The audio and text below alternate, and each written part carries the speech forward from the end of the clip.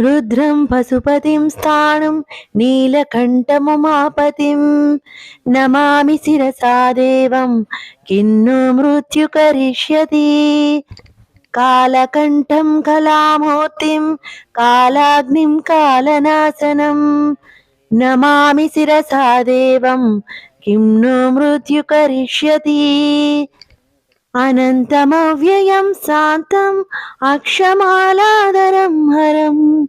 नमामि शिरसा देवं किं नु मृत्यु करिष्यति आनन्दमरमं नित्यं कैवल्यपदकारणं नमामि शिरसा देवं किं नु मृत्यु करिष्यति देवदेवं जगन्नाथं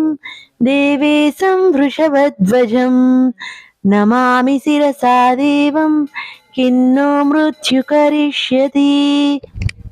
स्वर्गापवर्गदातारां सृष्टिस्थित्यन्तकारणं